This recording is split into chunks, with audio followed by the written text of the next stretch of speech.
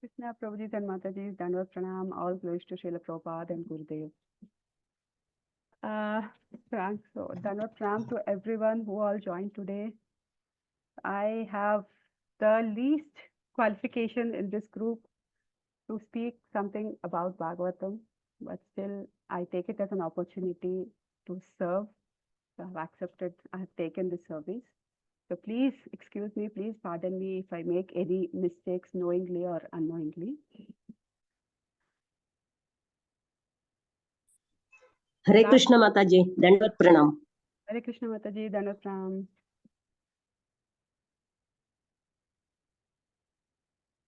So last week, Sri Gopal Prabhu, he stopped at 5th Canto, 14th chapter and at 41st shloka. So Mataji, while speaking na, without the earphones is more audible. This better, Mataji? Yes, perfect. Okay, very well, very well. Sorry, Mataji, for interruption. No, Mataji, please tell me, because then only I'll understand. Yeah, thank you. So now I'm clearly audible, right, Mataji? Yes, Mataji, perfect. Very well, very well.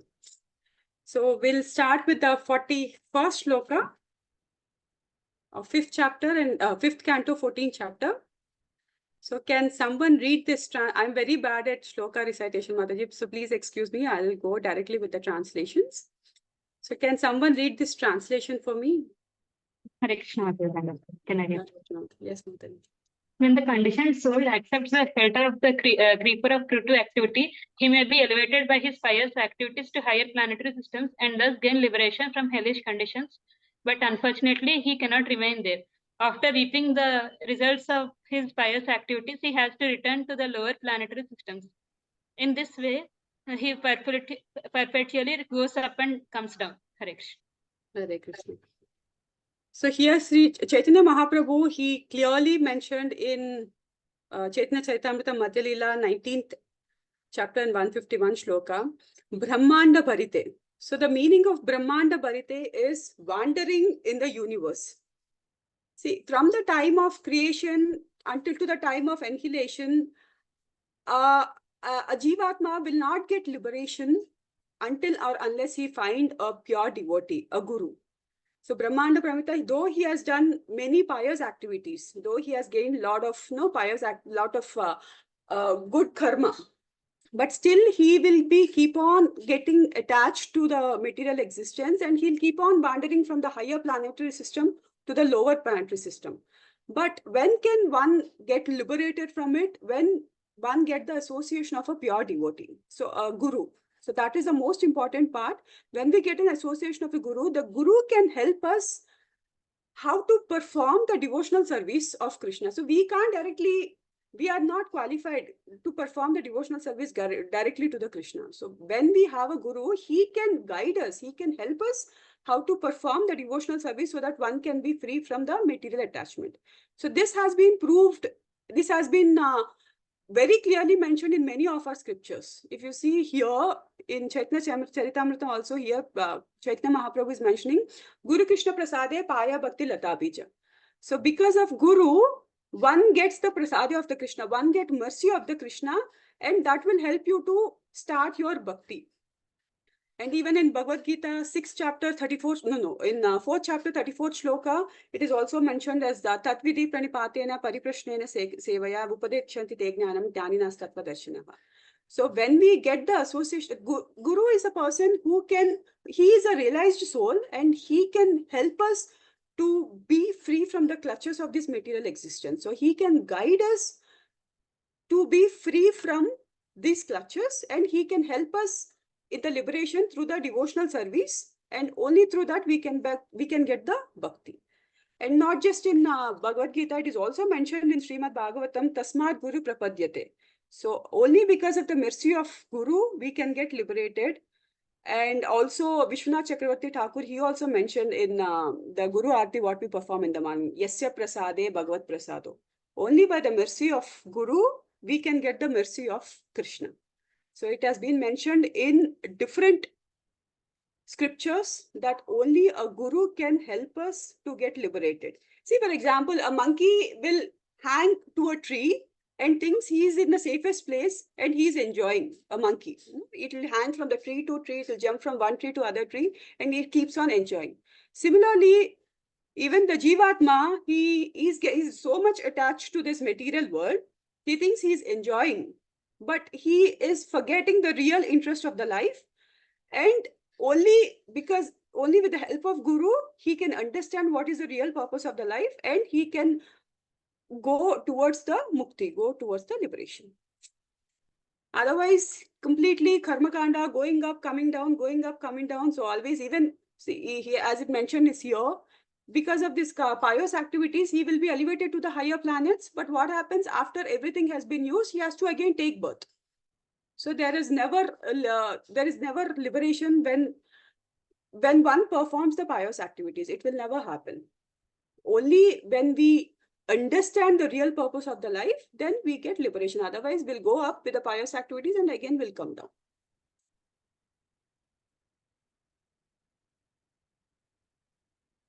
So next, 42nd shloka, translation. Can someone read for me? Can I read, Mataji? Yes, Mataji, please.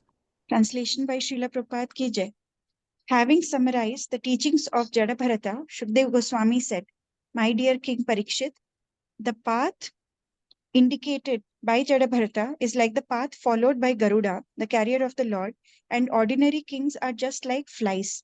Flies cannot follow the path of Garuda, and to date, none of the great kings and victorious leaders would follow the path of devotional service, not even mentally." Hare Krishna.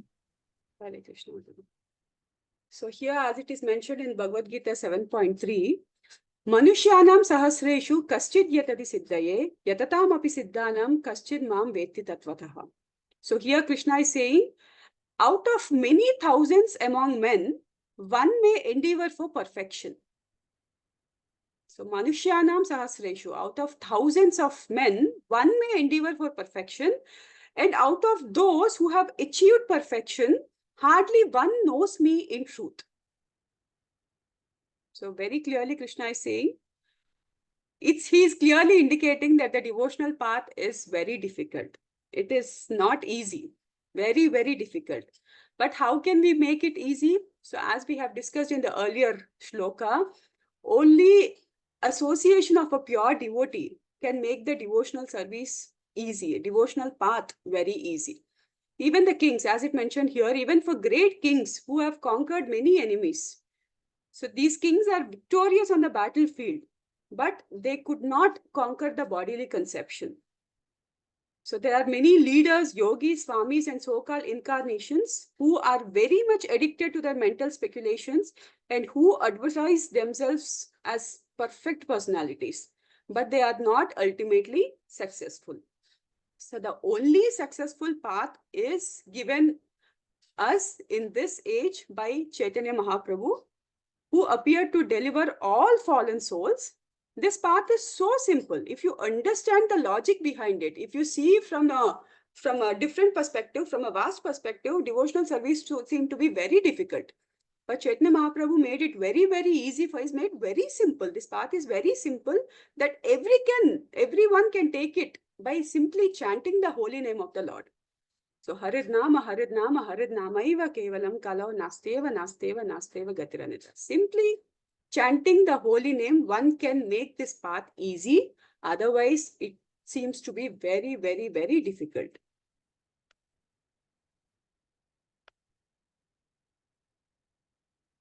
Forty-third shloka.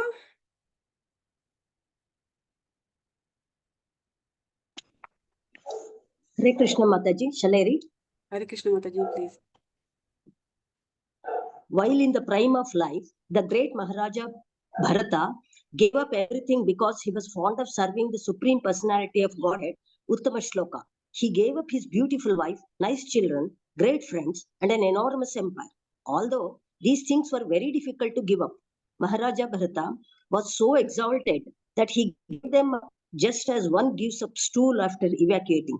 Such was the greatness of his majesty. Hare Krishna Mataji. Hare Krishna Mataji.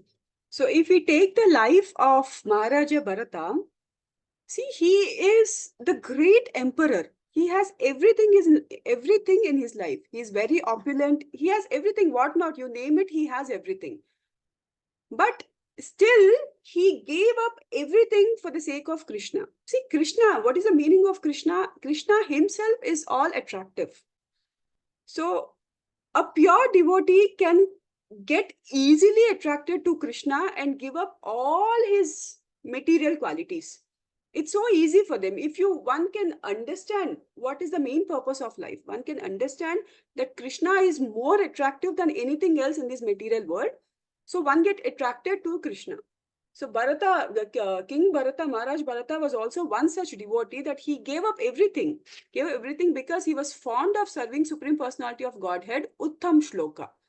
So here in this shloka, it is mentioned as Uttam Shloka. So here we need to understand the meaning of it. What is Uttam? Uttama is best. And shloka is here, it is mentioned as reputation. So it is given, the translation by His Divine Grace, it is given as reputation. Uttam Shloka is the best reputation. Krishna is the best. He is the most reputed. There is no other Purusha in this entire universe that he is more reputed than Krishna. So Krishna's reputation has started 5,000 years ago. But still, there are many devotees who is taking forward, and still his reputation is carried forward. Not just by the devotees, also by non-devotees. For example, here we can consider an example of Hiranyakashipu and Prahalad. So Prahalad was always chanting the holy names because he is a devotee. He is very much attached to Krishna, is very much attracted to him. But simultaneously, Hiranyakashipu is also chanting the holy names because something like, I will kill this Narayan, I will chastise this Narayan, I have to punish him. Still, even he is saying Narayan, Narayan, Narayan. Prahlad is also saying Narayan, Narayan, Narayan in a devotional way. And Hiranyakashipu is also saying Narayan, Narayan, Narayan in a negative way, that I have to kill him, I have to this thing, I have to do this to him, that to him. So both are carrying forward the reputation of Krishna. So Krishna is so merciful that even he gives a possibility for fools as well, to chant his holy names. Even in other example, we can also take in this Kali Yuga, for example, many people are against ISKCON.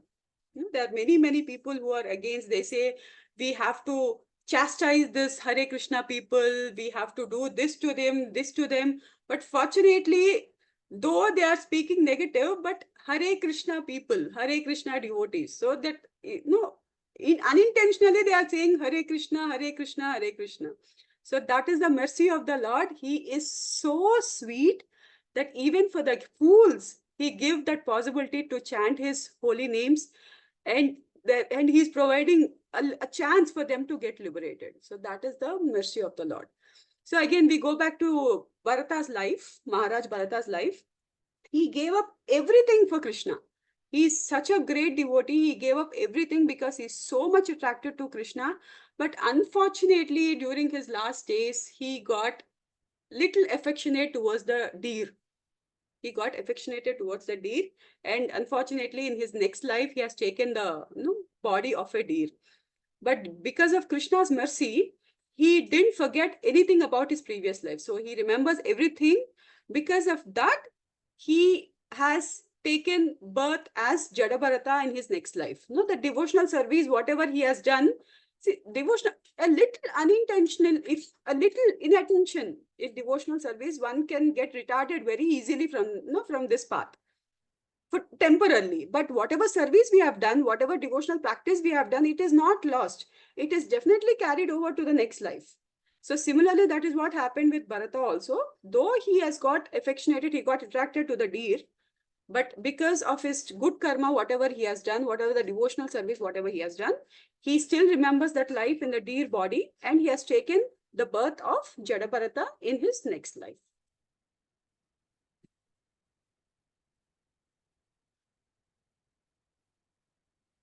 So next 44th shloka, Mataji. Prabhuji's Mataji, anyone please, can you read it for me? Hare Krishna Mataji. I'll read Mataji. Hare Krishna Mataji. Translation. Sukadev Goswami continued. My dear king, the activities of Bharata Maharaja are wonderful. He gave up everything difficult for others to give up. He gave up his kingdom, his wife, and his family. His opulence was so great that even the demigods invaded it, yet he gave it up. It was quite befitting a great personality like him to be a great devotee. He could renounce everything because he was so attracted to the beauty, opulence, reputation, knowledge, strength, and renunciation of the Supreme Personality of Godhead Krishna. Krishna is so attractive that one can give up all desirable things for his sake. Indeed, even liberation is considered insignificant for those whose minds are attracted to the loving service of the Lord. Thank you. Thank you so much, Mataji. So here, Sukadev Goswami continued to speak about the activities of Bharata Maharaj. See, as we have discussed in the earlier shloka, a little what we do for Krishna. So, svalpam apiyasya dharmasya trayate mahato bhayat. A little endeavor, whatever we do in this path, will make us be free from the greatest fear. Prabhuji and Mataji, this material world is just an illusion. We think we are happy in this world, but unfortunately, we are covered up entirely by Maya, and we are not doer.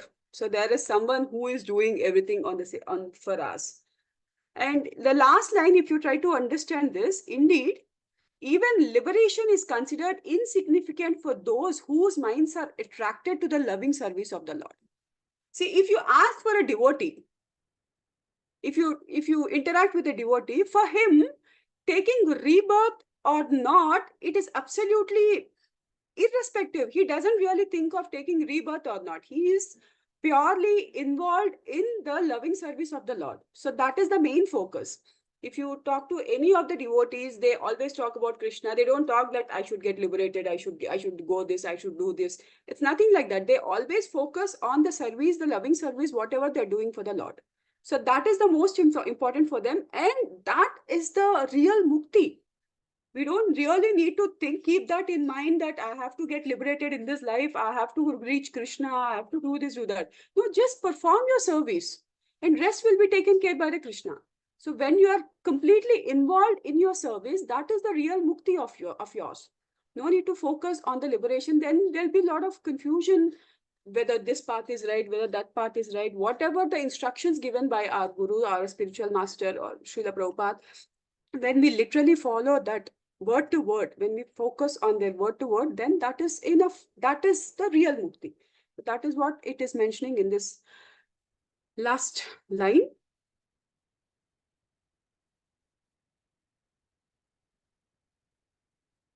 So text 45. Hare Krishna. Can I read, Mataji? Hare Krishna, Prabhuji. Even though in the body of a deer, Maharaj Bharat did not forget the Supreme Personality of Godhead. Therefore, when he was giving up the body of a deer, he loudly uttered the following prayers.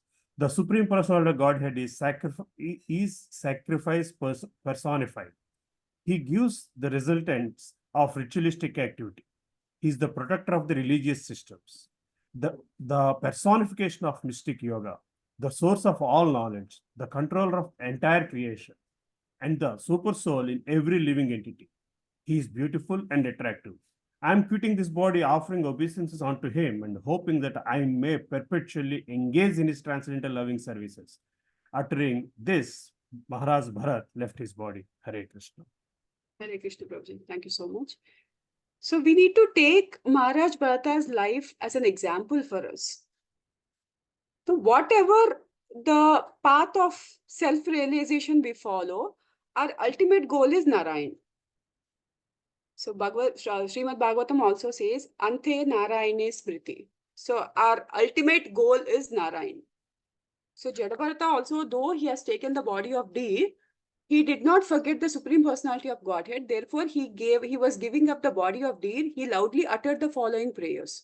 So though he was in the body of deer, he didn't forget Krishna. He didn't forget the Supreme Personality of Godhead. So in Bhagavad Gita 6th chapter, 41st shloka, it is clearly mentioned, Suchinam Srimatan Geye Yogo Prashtabhijayate.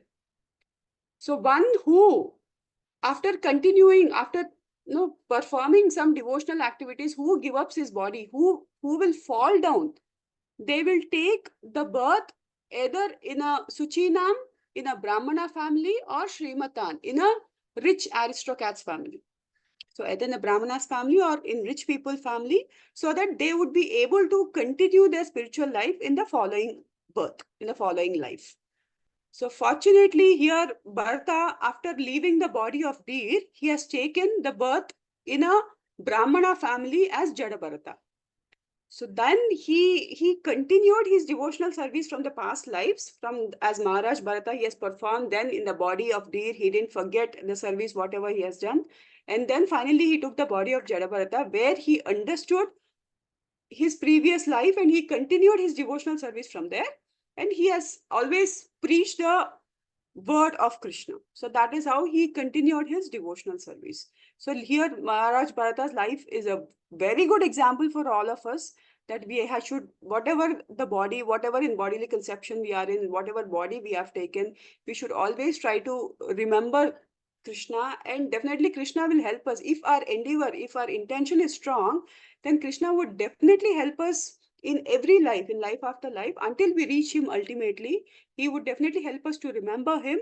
And then one day in one life, fortunately, we will be free from this material existence.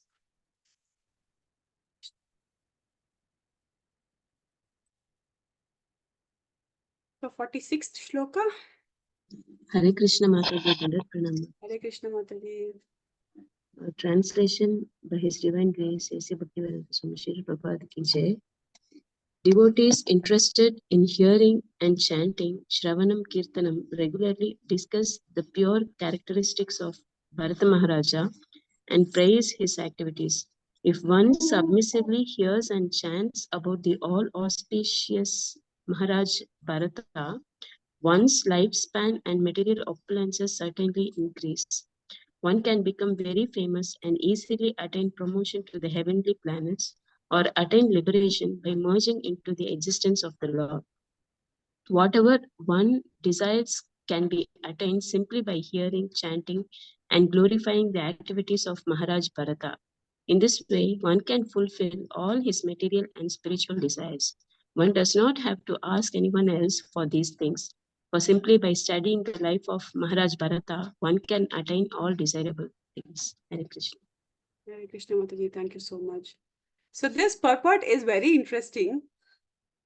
I have read it and I thought I'll read it again in the class. It clearly shows, compares our life with different forest animals. And I'll read it, Mataji, Prabhuji and Mataji, just focus on this purport. The forest of material existence is summarized in this 14th chapter. So this is the summary of the entire 14th chapter. It's very beautiful purport. The word Bhavatavi refers to the path of material existence. The merchant is the living entity who comes to the forest of material existence to try to make money for sense gratification. So it's very nice here the way Prabhupada has made this purport. The merchant is the living entity who comes to the forest of material existence to try to make money for sense gratification. The 6 plunderers are the senses: eyes, ears, nose, tongue, touch, and mind. The bad leader is the diverted intelligence. Intelligence is meant for Krishna consciousness, but due to material existence, we divert all our intelligence to achieve material facilities. Everything belongs to Krishna, the Supreme Personality of Godhead. But due to our perverted mind and senses, we plunder the property of the Lord and engage in satisfying our senses. The jackals and tigers in the forest are our family members. The focus from here, Prabhuji, is very interesting. The jackals and tigers in the forest are our family members. The herbs and creepers are our material desires. There's never ending. They keep on growing. The mountain cave is our happy home. And the mosquitoes and serpents are our enemies. The rats, bees, and vultures are different types of thieves who take away our possessions. And the Gandharva Pura is the phantasmagoria of the body and home. The will-o'-the-wisp is our attraction for gold and its color, and material residence and wealth are the ingredients for our material enjoyment. The whirlwind in our attraction for our wife, and the dust storm is our blinding passion experienced during sex. The demigods control the different directions, and the cricket is the harsh word spoken by our enemy during our absence. The owl is the person who directly insults us, and the impious trees are impious men. The waterless river represents atheists who gave us trouble in this world and the next. The meat-eating demons are the government officials, and the pricking thorns are the impediments of material life. The little taste experienced in sex is our desire to enjoy another's wife, and the flies are the guardians of women, like the husband, father-in-law, mother-in-law, and so forth. The creeper itself is woman in general. The lion is the wheel of time, and the herons, crows, and vultures are so-called demigods, pseudo-swamis, yogis, and incarnations. All of these are too insignificant to give one relief.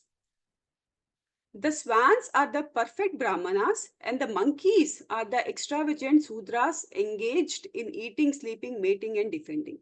The trees of the monkeys are our households, and the elephant is ultimate death. Thus, all the constituents of material existence are described in this chapter. So I really fell in love with this purport.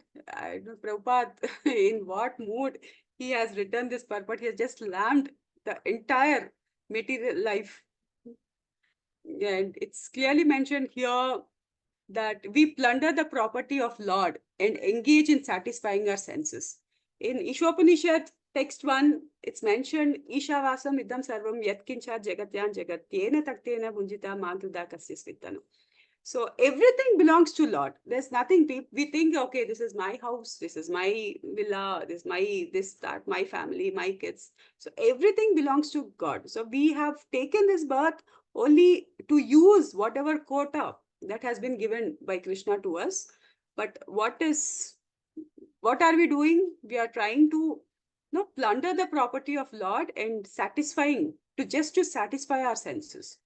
So clear, the jackals and tigers are our family members. Such a beautiful purport Prabhupada has given this in explaining how dirty life we are living in this material existence, in this material world. So thus end the Bhaktivedanta purport of 5th Canto, 14th chapter of Srimad Bhagavatam, entitled The Material World as a Great Forest of Enjoyment. Hare Krishna. So we'll also continue with the glories of the descendants of King Priyavrata. So here there is more of his descendants in this chapter, everything. So let's go there. It's a very small chapter. It's 15 shlokas, I guess. We can quickly go through this chapter as well. If we consider the descendants, it will start with Manu. And after Manu, it will go to Priyavrata. So he is the king. Priyavrata, so the main descendants of this dynasty. So it will start with Manu. Manu's son is Priyavrata, and later Agnidra and Nabi, Rishabhadeva, Bharata. So we have discussed the glories of Bharata in the previous chapter. Bharata also comes in this dynasty. And later Sumati. After Sumati, so few important people in this dynasty who has really glorified their kingdom. So we will be discussing about few people in this dynasty. So we'll start with text 1.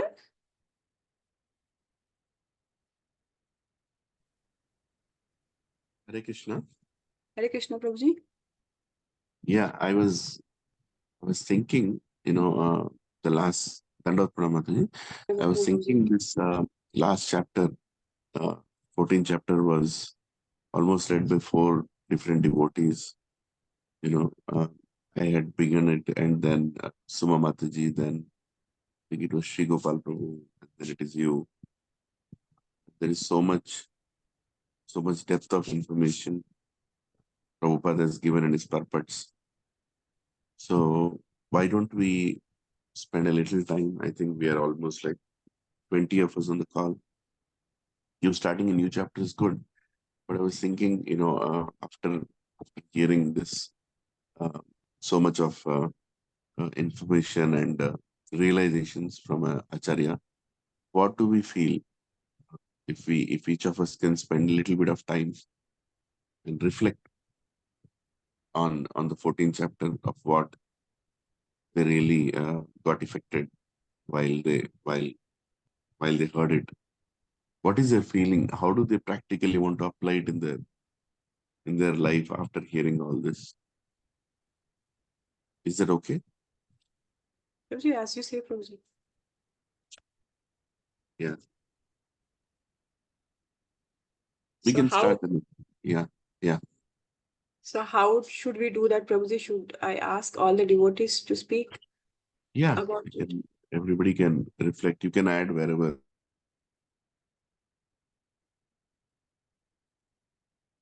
Prabhuji, Mataji, as Lian Prabhu is suggesting, so let all give a little reflection of this 14th chapter, whatever we have understood, and that we can reflect, that we can share the purpose of Prabhupada, whatever we understood, because this chapter, Prabhupada has given so much of information about this material world. He has compared as the great forest of enjoyment. So as a conclusion, just now the purport, whatever we have read, the 46th shloka's purport, he has given the conclusion so beautifully, Prabhupada, that he has compared with each and every animal. Elephant, the death is ultimate, the huge animal, the biggest animal in the forest. So death is the ultimate, what he has given. And he has compared the family and friends with tigers and jackals. I'll try to open that purport again.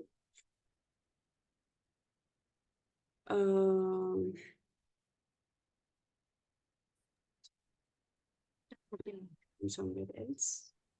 Just 1 second. So Srimad Bhagavatam, Canto 5 and 14 chapter. Go to the last sloka. And this purport, we'll try to read it again. So sentence to sentence.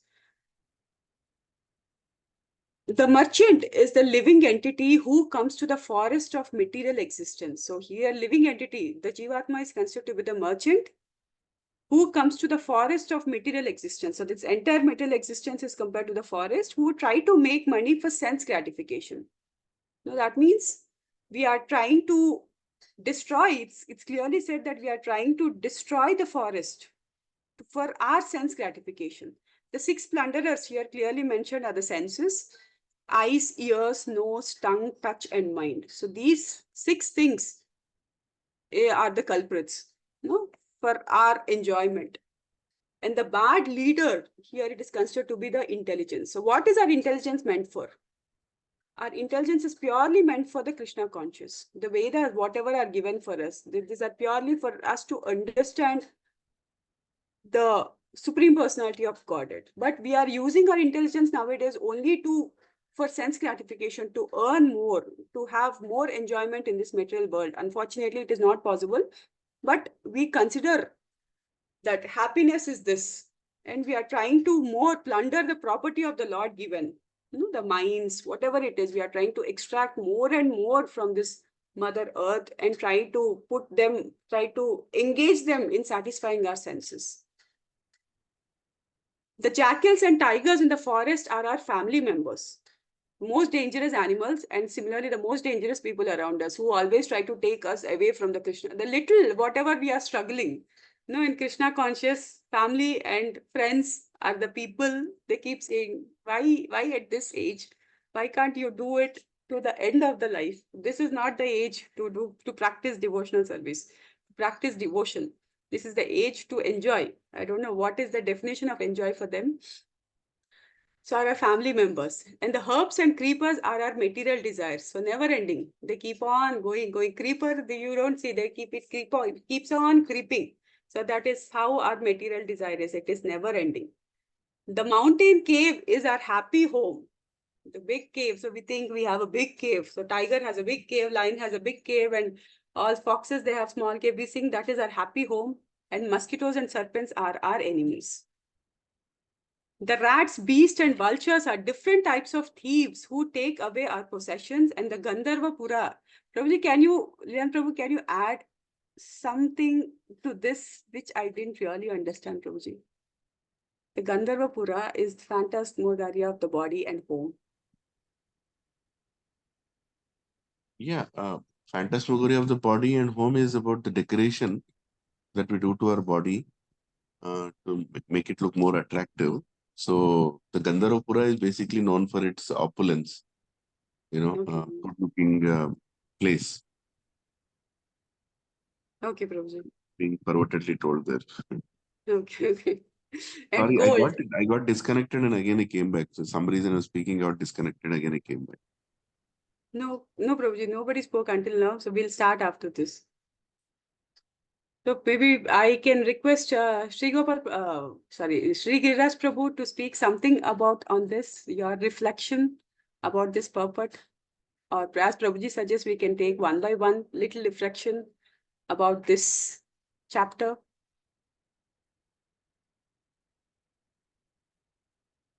Giriraj Prabhu, can you give your reflection?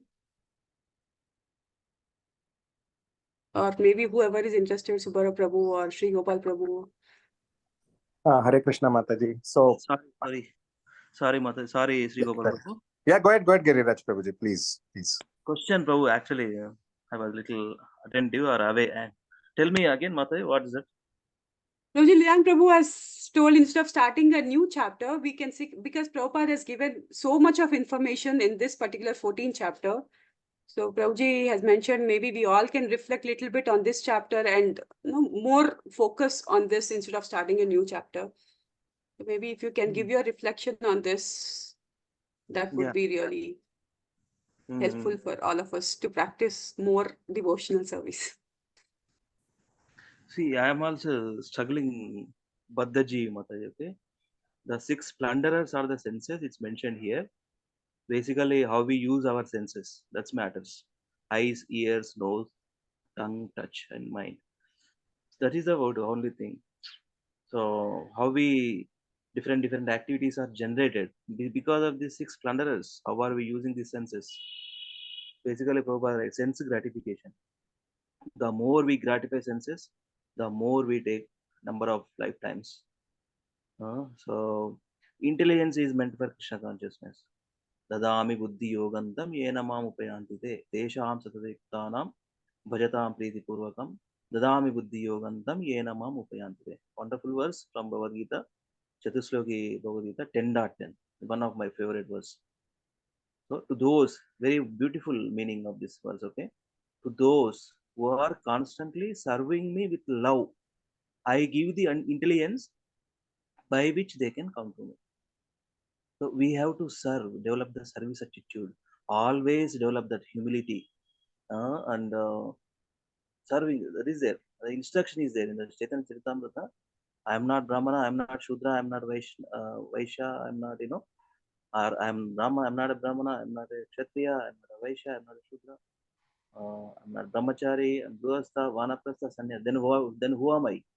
Gopi Bhartur Padakamalay or Dasa Anuvasa.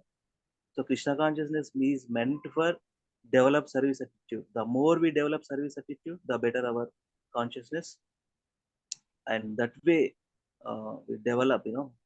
So this is a beautiful verse. Another verse from Padma Purana. Okay, it's a Padma Purana. Yeah, quoted in Bhakti Rasamrita Sindhu. What is that?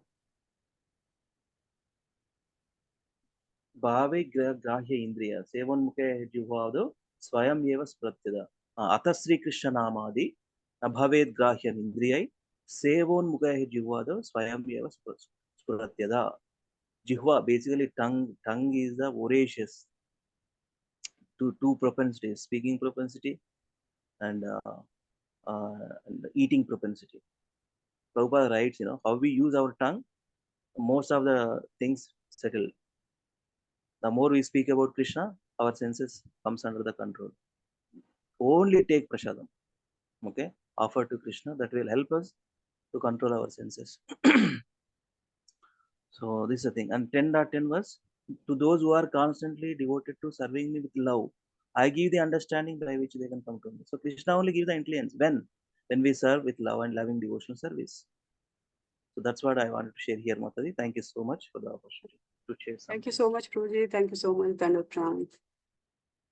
Prabhuji Mataji, is anybody else would like to reflect on this chapter? Hare Krishna Mataji. Hare Krishna Mataji. Hare Krishna. Mataji, the one which I heard today is that nothing is free for us. We take it granted. All the material senses or the trees, air, water, everything we take it for granted.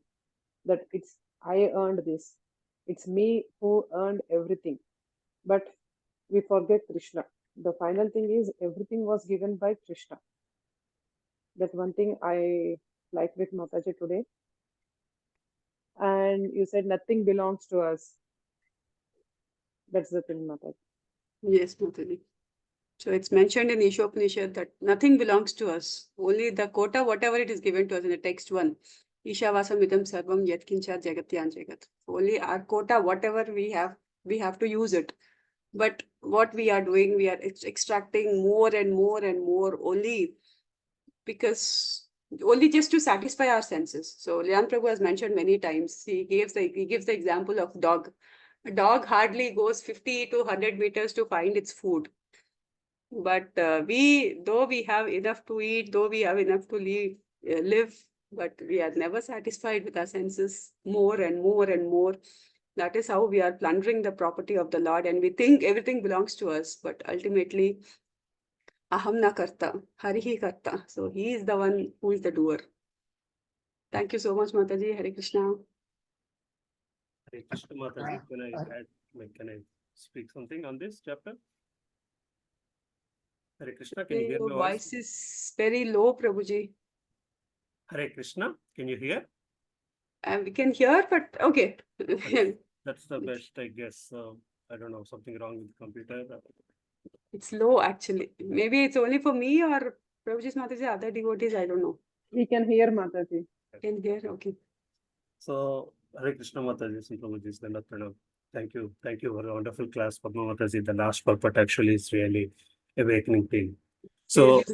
for me, the whole Jadabartha story starts with the height of materialistic life and ends with height of spiritual life.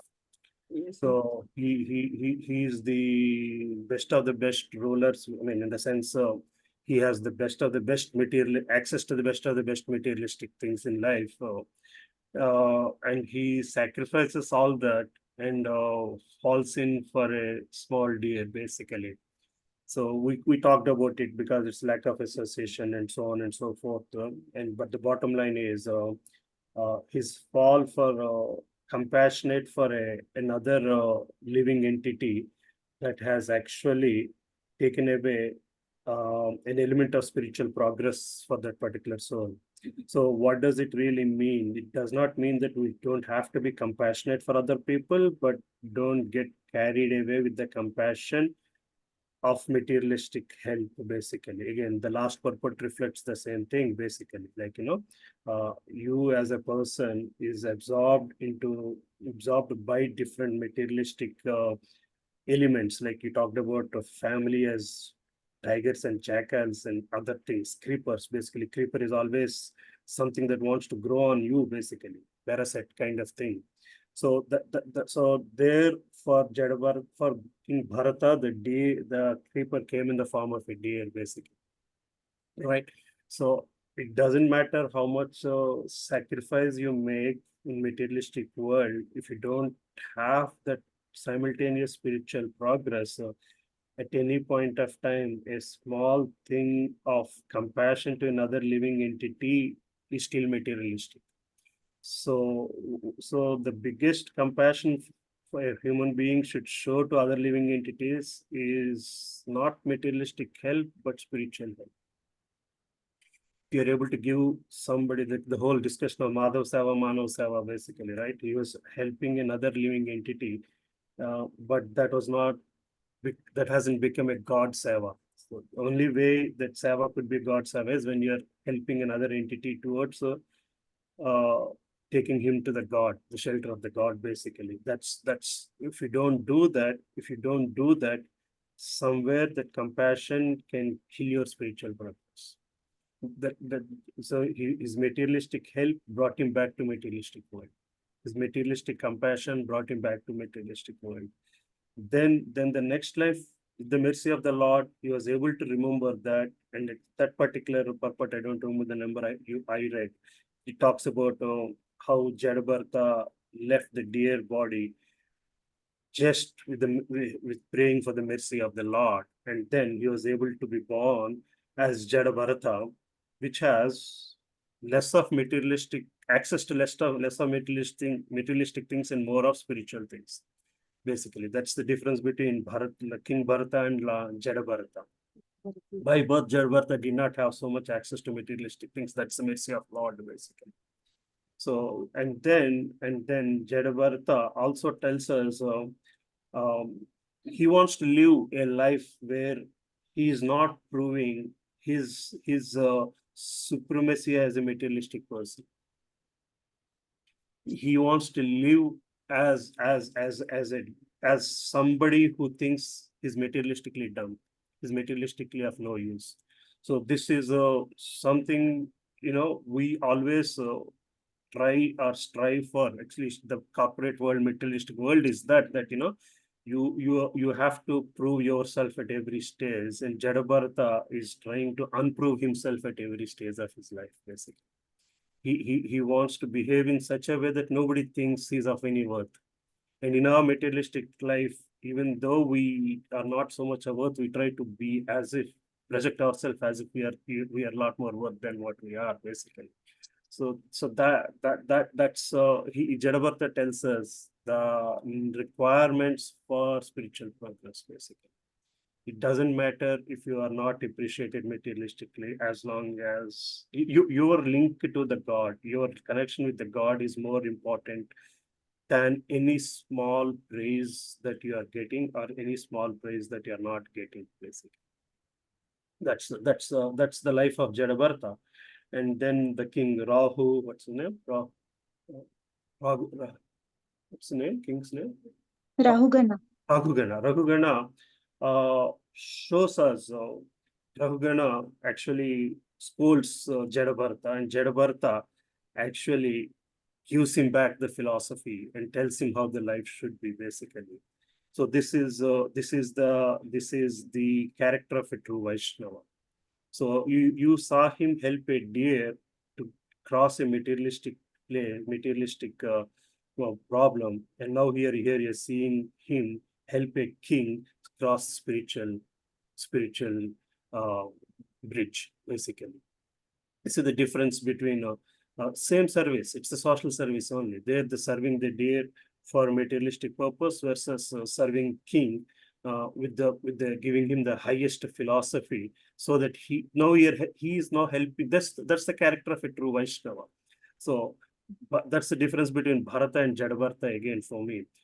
Bharata left all the materialistic life in pursuance to spiritual progress. Somewhere probably he had that element of I sacrificed so much of things. I aspect is still staying somewhere. Whereas in Jadabharata, there's no element of I. The I aspect is I'm useless. And then he was able to give Rahugana the best of philosophy, and that's the Madhava Seva, really. That's the Manav Seva becomes Madhava Seva.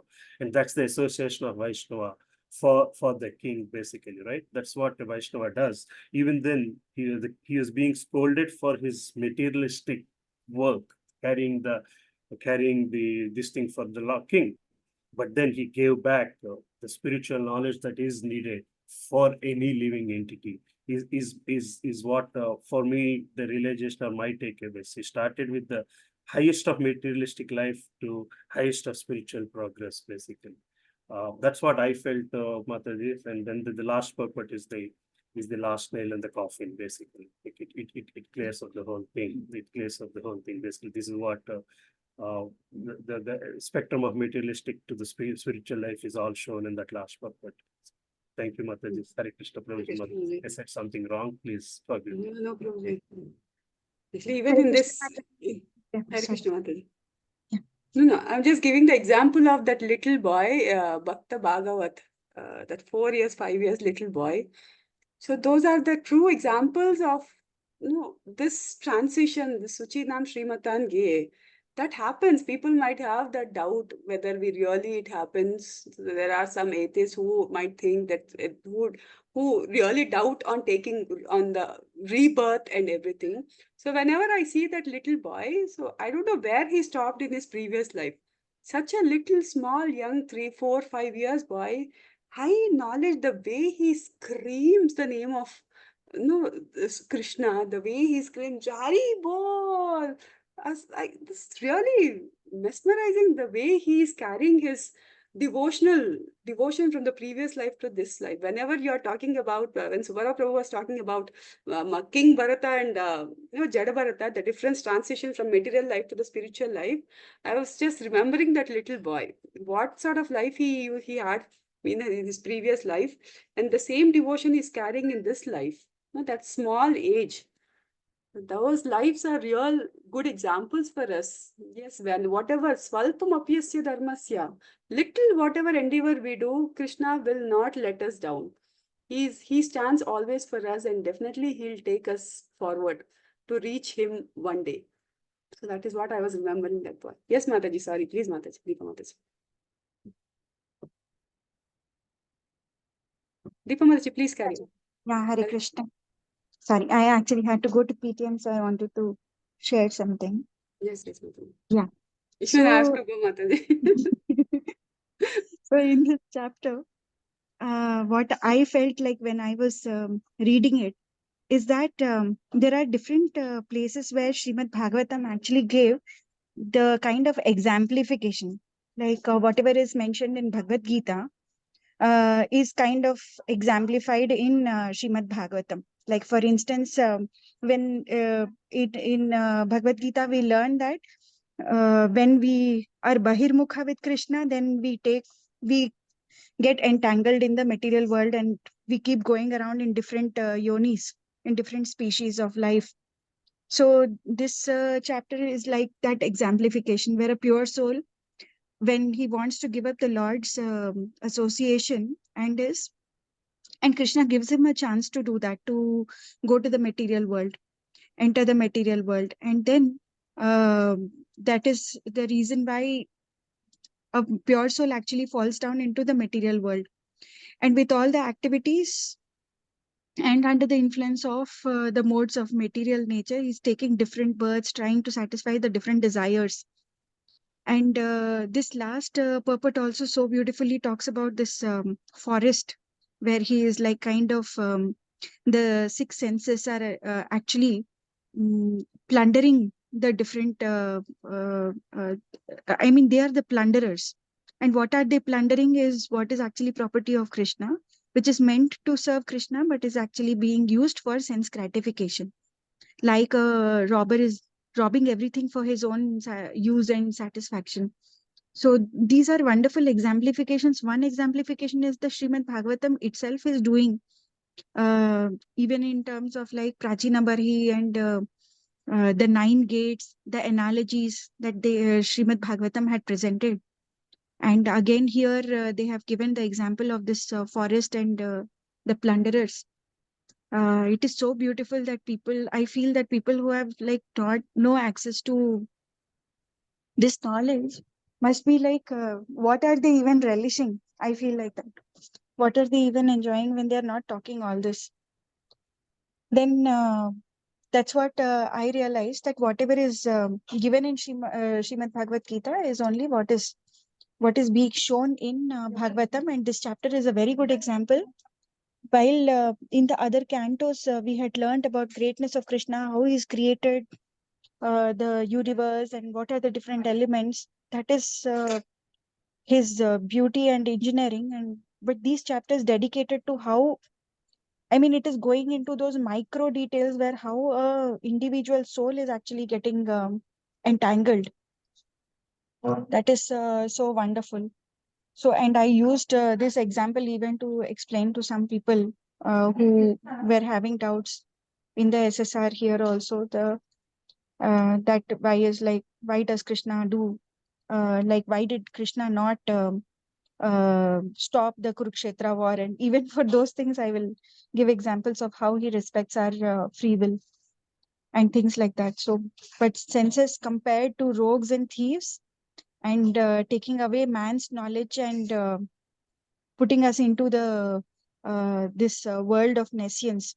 This is so beautiful. I just wanted to express my gratitude to Srila Prabhupada for one is the Srimad, for giving us Srimad Bhagavatam, and then within that again presenting analogies, further to analogies given by Srimad Bhagavatam. He has given us more analogies to make us understand them in our present state of life and mind. Thank you so much, Mataji. Hare Krishna. Thank you so much, Mataji. Hare Krishna. So anybody else, Prabhujis and Matajis, who want to share reflection on this chapter? Hare Krishna Mataji. Hare Krishna, Mataji.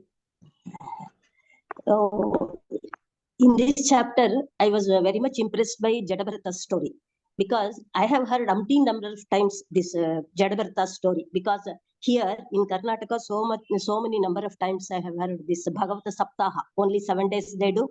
This Jadabharata's story is always there. But when we read all the things in detail, it just came to my mind.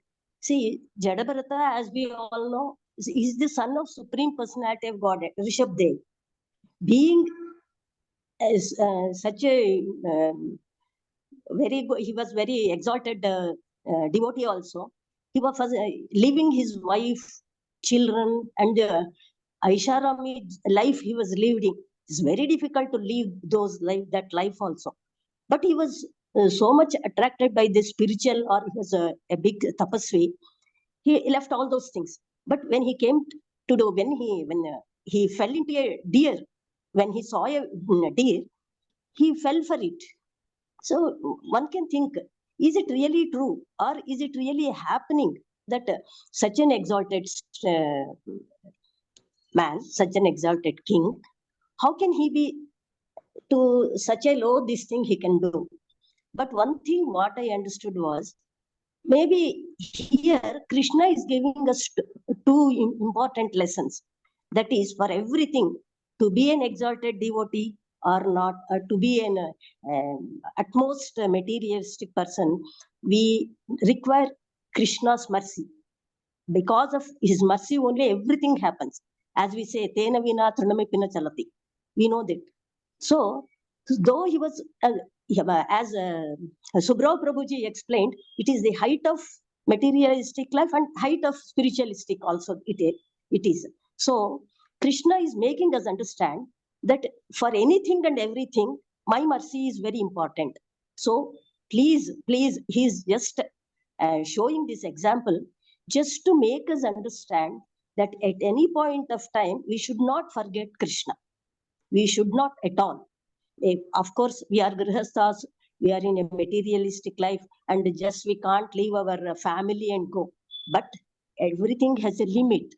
See, he left his children, he left his wife, he left his luxurious life, and just falling for a deer. It looks very embarrassing at the first stage. But because there was, what I think is, Krishna wanted to show us some lesson, and maybe Jadabharata's, he wanted Jadabharata to make him still more exalted or something like Krishna. That's why, and also he wanted to show that without my mercy, nothing can happen. That's why he fell for a deer. And Jadabharata was really, Bharata was really very fortunate, because he remembered everything, all his past life. So in this Jadabharata's life, he was very Jada. Jada means we know, no life at all. Like that he was, because he understood that because of some mistake I committed, it happened like this. So again, he got back all his tapas, shakti and everything, and he was very much attached to only spiritual, and he was out of this materialistic. So the whole point is Krishna's mercy for even for a materialistic life, as in we saw in Vijay Sanghania's example, he had everything he had, so rich, so rich. But what he did, he percent even 20-30% he had given to his son, I think he would have led a very good life. He could have had, but even that.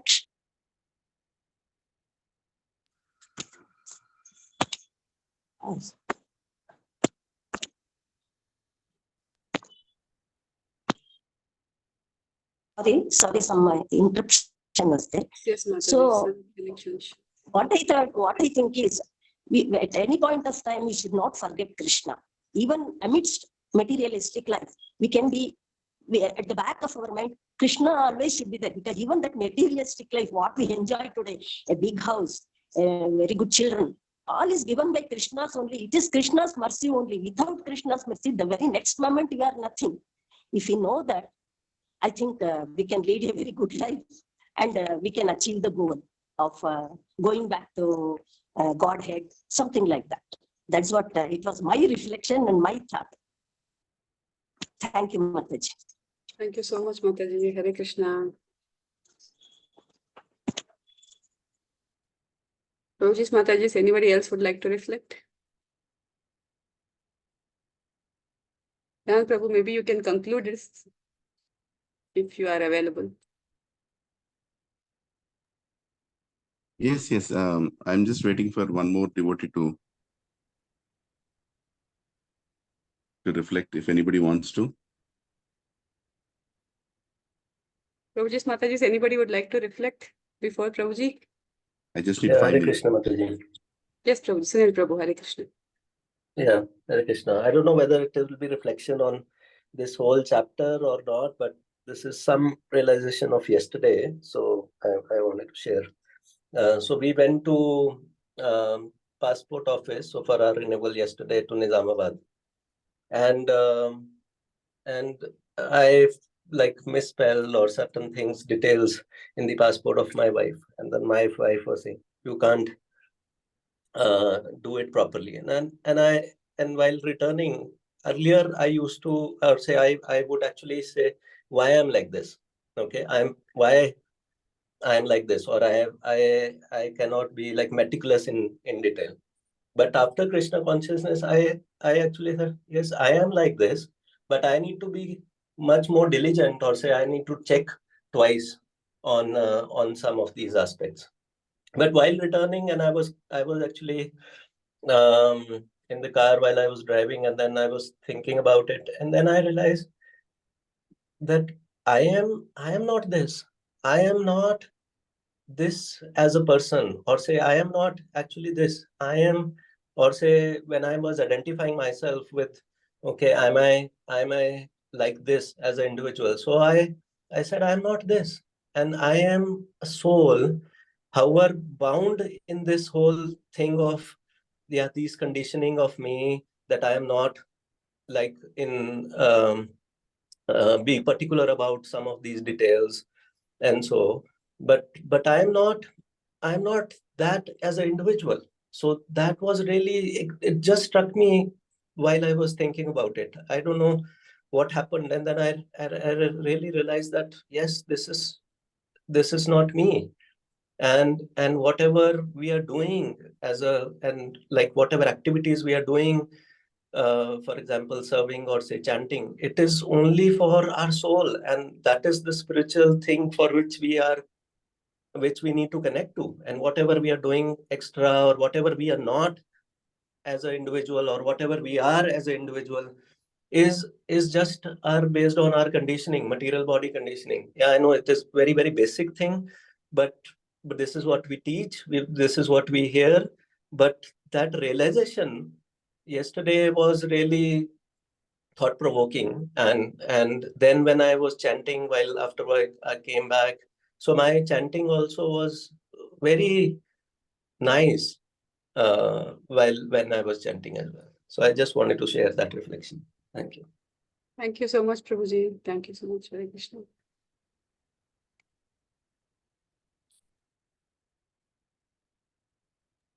Any other reflections? Just give me 2 minutes, please. Yes, so Krishna conscious will help positively sometimes, and some it's a funny incident. My Ashrita, my elder one, always takes an advantage. If she forgets something, when I scold her, she says, Mama, sarvasya chaham hridi sannivishto matta smritir jnanam apohanam cha. This everything is coming from Krishna, my forgetfulness, my intelligence.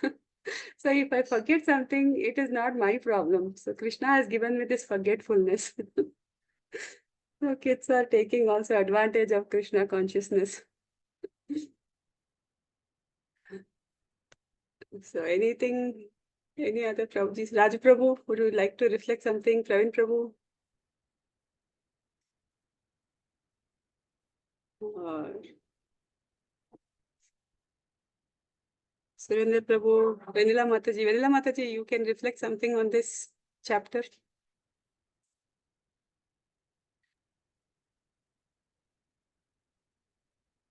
Hare Krishna Mataji.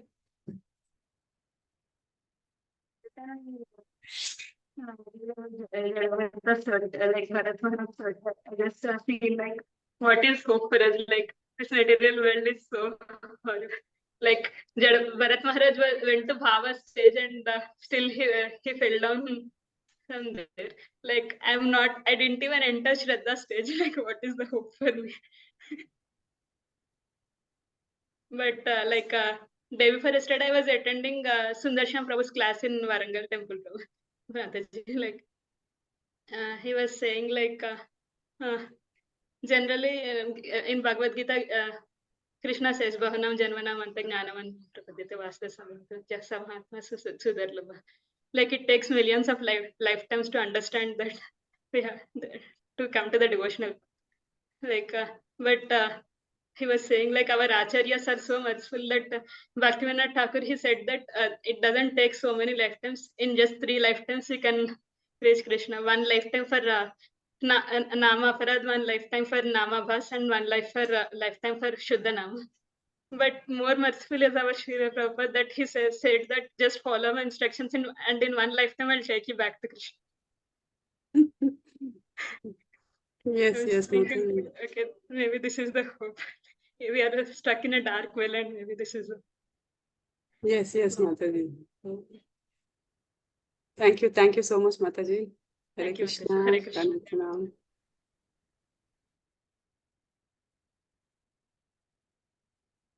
Hare Krishna. Hare Krishna, Prabhuji. Hare Krishna. I Sorry, was I waiting changed. for BSK Darshan, Prabhuji. No, I'm not in BSK. I'm not yet gone. Yeah, not BSK. Little not well, so Oh, I did not Krishna. go there. Hare Krishna.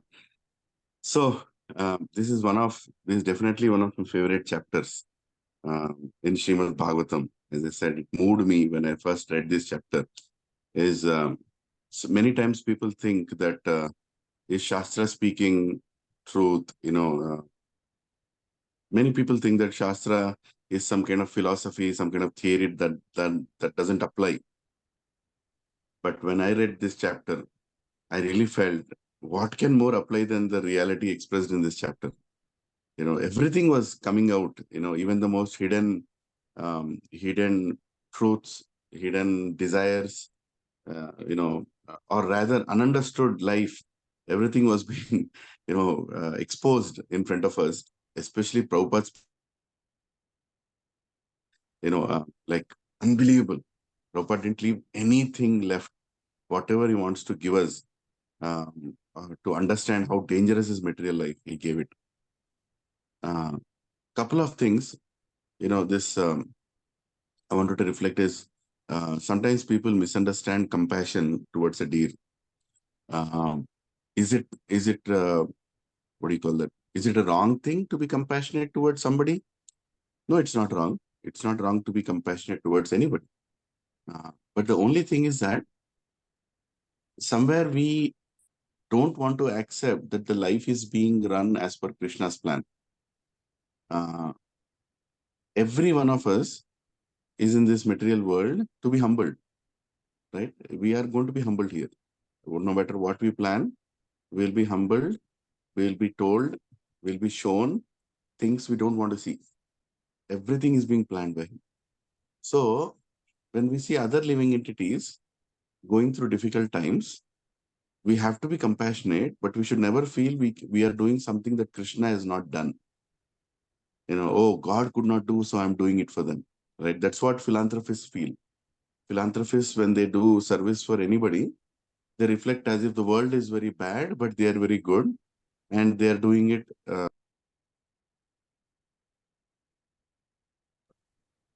But unfortunately, the thought itself is wrong. That's why philanthropy without proper scriptural understanding is philanthropy in the mode of ignorance or even passion. And sometimes, even if it is done in goodness, there is some expectation back. So anyway, the point that I'm trying to make here is Jadabharata or Bharat Maharaj in his past life, he saved the deer, but his compassion to the deer should have stopped at a point when he was ready to leave the body, because you cannot save another living entity in this world after your death. You can't save. You have to leave the matter there. And the deer actually represents our children. That's what I felt, that sometimes we become so boggled that, oh, I have to take care of my child's future. I have to take care of my family. What happens after I die? I think I have not transferred enough knowledge to them so that they can retain these properties. All this, things dwell in our minds. And we lie to ourselves if we are saying we don't dwell like this. That's only because we are not depending on God, and we don't think that God is in control of everything. We think that we are in control of our children's lives. Our children have... You went back on mute, Prabhu. Prabhu, you went back on mute. Hare Krishna, Prabhu, you are on mute. Hare Krishna. Lilananda, Prabhu. Lilananda, Prabhu, Hare Krishna, you're on mute. Prabhuji. Prabhuji in ecstasy. Maybe some technical glitch. You're on mute. You went on mute in between, Prabhu. Oh, I was actually getting a call, Oh, okay. I was actually getting a call. Actually, it's Radhesham Prabhu calling, but I missed. I thought after the call, I'll call him back. But anyway, I'll just quickly finish it. What I'm trying to say here is, this chapter reflects upon the most inconceivable offense that we do is when we think we want to better the lives of anybody. We can't better the lives of anybody. We can only give them Krishna and make them remind of Krishna, and that's it. Their karma is going to do whatever is planned for them, right? And at the time of death, don't think that you have not done enough or whatever. You have done what you have done, and leave it remaining to the Krishna, because whatever is going to happen in their life is already planned, right? That detachment we should have. Even at the stage of bhava, the highest stage, one stage before prema, Bharat Maharaj fell for the attachment for the deer. There was nothing wrong he did. Just that he remembered deer at the end. Why was he remembering deer at the end? Because he felt he could do something better to him. Because he felt, oh, I could have saved the deer. I would have retained.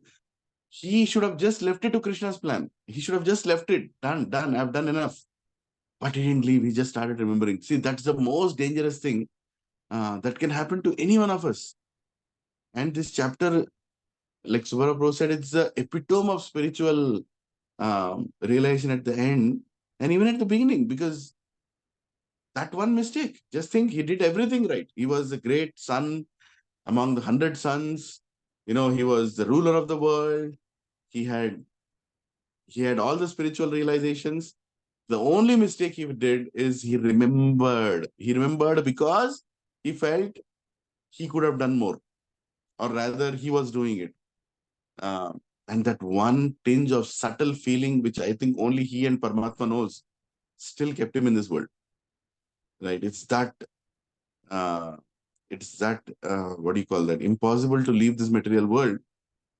But in the age of Kali, what do you expect, people? I mean, do you really think we can go to a point, even to a point where Bharat Maharaj was? No, it's very difficult. That's why Acharya is saying that, Kalir dosha nidhe rajan. Every fault is there in Kali Yuga. You cannot. And asti hi eko mahan guna. There is only one great thing about Kali Yuga. Kirtana deva Krishnasya mukta sangha samachara. Just chant the names of Krishna and depend on the acharyas. They will pull us out of this world. There is no other way. There is no other way that we can go out of this world. We will remember everything. We will remember properties. We'll remember our past job. We'll remember the unpaid salary. We'll remember, our children's, future. We'll remember all kinds of non-essential things, and we'll also remember the relatives who don't matter, right? And friends who don't matter. We'll remember everybody. I remembered, I met my old college friend recently, and I was remembering all the old friends. Why should I remember? I mean, it's over. They're nowhere related to me, but okay, it's not like we should not remember. But I was actually remembering good things and I was missing them also. Which means what? At the time of death, I'm going to remember that, right? It's not easy. And especially our dependents, immediate dependents, children, wife, parents. Your death is planned. You are going to go. At that time, remember Krishna and in a harsh language, get lost. Just do this and go from here, because you have not done anything good to this world. Don't think we have done any difference to this world. We have just cleansed our consciousness and we have to go. And our children, our wife, all other dependents will plan their lives. Krishna is already planning their life. Don't ever think that we are taking care of them. Or even if you're taking care of them, we'll only take care of them to the extent we can. And don't think that somebody else is not taking care of them. Actually, Krishna is the one who's taking care of everybody. So, kartahamiti manyate, ahankara vimudha. We think that mudha, we are like, I'm taking care of everything. Prabhu, it can go to an extent that you're thinking about a temple you're maintaining also and think, without me, who will run the temple? Khatam. Right? It can even on a spiritual note also, without me, who will run the satsang? Without me, who will run the, without me, right? For everything. Right? Without you, everything will run. Without you, everything was running. Without you, everything will run. And it will run even better. I am 100% sure. The day I'm gone, it will only be a better thing to happen. Because Krishna is the one who is actually doing everything. Yesterday that Sudama Prabhu came to our center. Who sent? Krishna sent. Oh no, I invited. We planned. Arey, this is called, that Bharata consciousness. At that last minute, you're still thinking you're doing. So do things, even think the idea is given by Krishna, execute it, but don't think your presence or your absence is going to make any difference to this world. And be prepared to go back. And be prepared to go back. And be compassionate, truly compassionate. Truly compassionate means to do the best you can and leave the rest to Krishna. Leave the rest to Krishna. Just leave it like you have never done anything more or less. Right? Somebody is walking in, in the market and their mobile phone falls on the ground. And you are there. You just pick it up and give to them and go. Go. You don't have to give them a class how to hold a mobile. Right? You don't have to make sure that, after maybe half an hour, they'll again put the mobile down. No. You pick up the mobile, give it to them and go. Detach. Khatam. And don't think that, because I was there, they got their mobile. No. You have done your part. Just go. Just go. And remember that everything is being managed and done by Krishna. Tomorrow, any bad happens to us, our karma hits us back, or karma hits our children back. It was anyway going to happen. It was anyway going to happen. Whether you come to Krishna consciousness or not come to Krishna consciousness, it would have happened. But now coming to Krishna consciousness, you know very clearly that I cannot change it. I can only remind them of Krishna and accept it. and accept it and make my journey ready to go back to Krishna. Like I'll end with it, Balgowin Prabhu's quote. He says, Telugulo చెప్తారు బాగా, ఇక్కడ నువ్వు ఎవరిని ఉద్ధరించడానికి రాలేదు, నిన్ను ఉద్ధరించుకోవడానికి వచ్చినావు. Right? You have not come here to deliver anyone. You have come here to deliver yourself.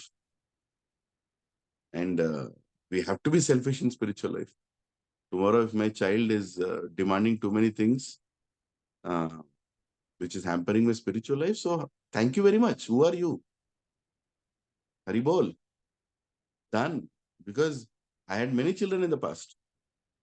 And if I continue like this, I'll have many children in the future also. And I can't fulfilling everybody's desires. Right? And we should train our children also like that. Detachment is a very high subject matter. Detachment doesn't mean not compassionate. Detachment means actually being compassionate to ourselves. That enough is enough. You know, like one Jayadvaita Swami Maharaj was giving an example long time back in Chopati. He was giving a lecture. He's saying one devotee, it's a very gross example. He said, one devotee, he is a owner of a big jewelry store in Bombay. And he was chanting 16 rounds, 32 rounds, and he was like planning his retirement. He had a daughter, he got her married, and he had to deposit back the jewelry and close the store. That was the plan, because there is a huge loan that he had taken on which he was running the jewelry shop. And just one day before he thought of depositing, there was a theft. And the insurance did not cover that kind of theft. Some ignorance happened on his side, closing the store or locking the store, I don't know what. And everything came back, right? Everything came back to a point where now he has to pay a huge loan and he has to work for many years to clear that loan. So be it. He understood, okay, it is Krishna's plan. He doesn't want me to change. Okay, I will continue like this. And he continued. And while he was continuing, his daughter's, his daughter got divorced. His daughter got divorced. She came back home. Right? And he's like, what am I supposed to do now? I thought I've relieved. Kanyadan kar diya. The Kanyadan is done. She has gone to another house. Now I can retire. I'm over. And daughter has come back home. And then he came and asked Maharaj, what should I do? And I don't know whether this Maharaj, but Maharaj is saying, he went and asked his Guru, and his Guru told, how long do you think you're going to hold on to your daughter? Let her figure out her life. Go. You've done your part. Right? She should have holded on to her marriage. Whatever happened, she is responsible. Let her karma take her to the next, whatever. You have to go, Now, these are very gross, straight, and very case-sensitive examples. Don't take it as, we don't know the full background. Messages, be detached. Be detached and compassionate to yourself and to others. But always remember that we are not in control of anything at all. And this chapter is a beautiful reflection of Jadabharata, how he explains the material world to Rahugana and how he keeps himself completely in the world and not of this world, they say, right? Making him look like a fool, like a avaduta. Nobody wants to even... His own father did not know that he could speak. And he died thinking like that. Just think what kind of detachment he carried. His own father, he throughout his life until he died, remember, only felt his son is not capable of anything. Oh, Krishna, who will take care of my son? But the son was the most intelligent. He kept himself hidden because he did not want anybody to know, or he did not want anything to do with this material world. He was just meditating to go back. It's a very high level of detachment. We can't repeat it, and neither we should try. But lessons learned is, for me, it is detachment of how you should detach yourself from everybody. Thank you. Sorry. That's all I wanted to say and reflect. Thank you for everyone's reflection on this chapter. Thank you, Prabhuji and Mataji. Thank you for giving this opportunity and very Wonderful ending, Prabhuji, reflection on this. And thank you, Prabhuji. Thank you. Hare Krishna. Hare Krishna. Vancha kalpatarubhyascha kripa sindhubhyo cha patitanam pavanebhyo vaishnavebhyo namo namo. Ananta koti Vaishnav Vrinda ki jai, Srila Prabhupada ki jai. Yeah. Thank you, Prabhuji. Yeah. Hare Krishna. Thank you, Hare Prabhupada. Krishna. Thank you. Thank you. Jai Gaur. Hare Krishna. Closing the session, Prabhu.